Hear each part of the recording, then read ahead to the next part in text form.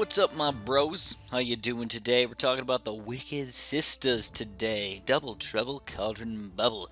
This pair of witches brings double jeopardy with their black magic, allowing them to swap between poisoning or stunning targets.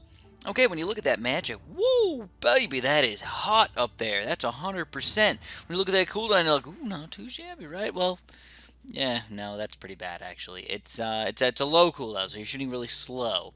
And then as far as range is concerned, I don't really understand what that means because it's all off the wall and craziness. Once you get up to 4th tier, things get pretty crazy. I have to show you guys though. Frogification polymorphs an enemy into a harmless frog, but watch out. I know you can still kill them, but you're supposed to tap them. If you don't read that, you don't know that, that might make the witches seem sort of bad.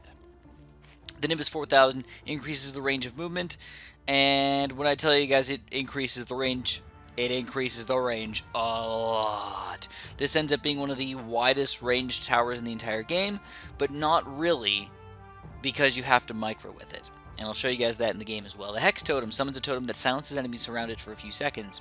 So this is going to silence the magical enemies, not the physical attack enemies. So if you have a guy and he's just going to pummel you with the sword, he's still going to be able to attack and everything. So don't think of it as a full-on, silence. It's just a silence for those magical enemies. So let's head on over into the Yodel farmlands as usual, guys, and let's play our game. So let's build it really quick and show it off. As a low-tier tower, not too bad, man. 7 to 7. And what I should notice, what I should mention here, is that they have 2 different attacks. You can switch between them at any point, and all you gotta do is click this little button right here, and you can go from the stun spell to the poison spell. And it's interesting because the well, here, I'll show you guys once we finally get up to a little higher tier, though. But here we go. As we get up, it goes a little higher, you know. It's only 763, seems pretty high. 48 to 112, pretty high. Up to 4th tier here. This is the max, going to be 78 to 182. So let's actually send out the next wave, and let's show it off really quick. Let's show off her true damage. And in the meantime, I can also talk about the Nimbus 4000, because this is going to increase the range quite a bit, so we can move her around as we want to. You know, that's pretty nice, right? Yeah. And then we can increase it even further if we want to. Look at that range right there. So with the purple stun attack, you're going to end up doing quite a bit of damage, of 78 to 182, which is pretty solid. You're gonna stun people about like 40 to 50% of the time, something like that. It's a pretty decent amount of stun action, but honestly, I would expect it to stun every single time. For a paid tower like this, you would expect them to be able to stun people all the time, especially with the with seemingly quite a little bit of damage. I don't think she's doing a lot of damage. I think she's doing a pretty bad job as far as damage is concerned. And your first thought might be, well, Chris, it's obviously because you're using the frickin' stun over here. You need to be using that poison.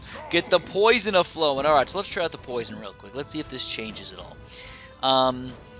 No real increase in speed or anything like that. It's just going to change between that and poison. It says it's going to do 50 damage, but if you actually look at the amount of damage it actually does, it's going to be a lot more than that. One hit is going to drain them down all the way down over here, boys. Woo! Nice! That's pretty sexy right there. Let's see if can we take down a recruit with just one hit?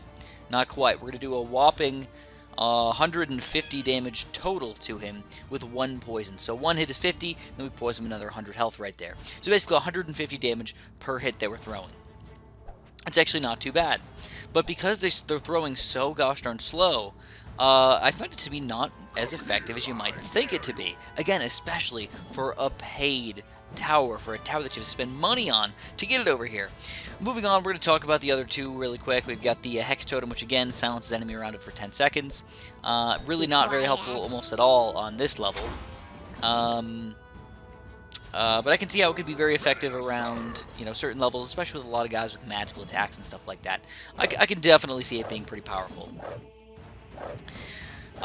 Keep in mind that this is a magical attack. It is not a physical attack, so you can indeed have the people with high magic resistance kind of run right through your defense without too many issues. And last but not least, we've got the Frogification, which is probably one of the best abilities. And the first level just allows the thing to happen. The second one improves the cooldown by 4 seconds. So now what's going to happen is every once in a while we're going to turn one of these guys into a frog. And then once they are a frog, you've got to tap them with your finger. So I feel like I'm doing a sort of bad job explaining this girl, because I'm going to be honest with you guys, I don't think it's worth it. I don't really like her that much. I think that the range that she has isn't a real amount of range that she can actually use.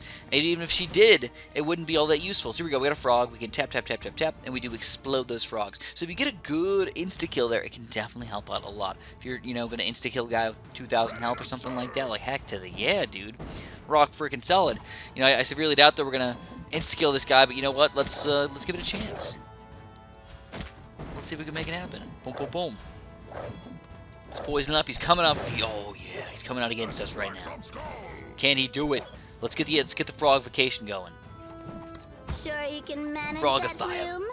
We are poisoning him and everything.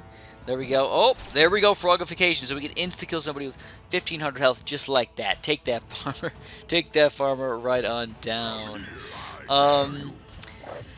So, alright, as far as the 3 abilities are concerned, the frogification ends up being pretty good, the middle path one ends up being alright at best, and then the right side ends up being kind of a necessity for the tower, but something that I feel like I shouldn't have to pay money to get. I feel like it should already be there, in existence. I should already have this range as this tower, and give me another cooler third ability. I don't care what it is, a grouped attack or something like that, because she's just kind of boring to use. I don't care that you can switch between the poison and the stun. So, I'm probably not going to switch between them most of the time. I'm probably just going to leave it on poison most of the time. You know? That's just kind of what's going to happen over here. So, basically, as far as damage goes, she's just too low to be a part of my team. I don't feel like she's versatile enough, you know. If she did something else besides just doing damage, she'd be okay. But she's not versatile enough. Her range isn't really that accurate, and I don't find the Twisted Sister to be very good, almost at all. If you guys disagree with me, let me know in the comments below. I would love to hear some different opinions over there. And also, the frogification, sure. If she turns people into frogs, that's awesome, if you can kill them. But if you don't, you miss it, or you don't notice that they're turning into frogs, well, oh man, you poop out of luck right there. That sucks for you. The guys are going to turn right back into regular units, and well, you're no better off than before. So definitely keep that in mind when you're playing as well, that you actually have to micro with her quite a bit. You're going to move her around quite a bit to different areas. You're going to have to, you know, hit those frogification people and all that stuff. And to me, it's just not worth it. So again, let me know if you guys think that let me know if you agree with me or disagree with me in the comments below. As usual, if you guys enjoyed the video at all, make sure you press that like button for me. Dislike it if you didn't like my opinion. And of course, have a super duper delicious day.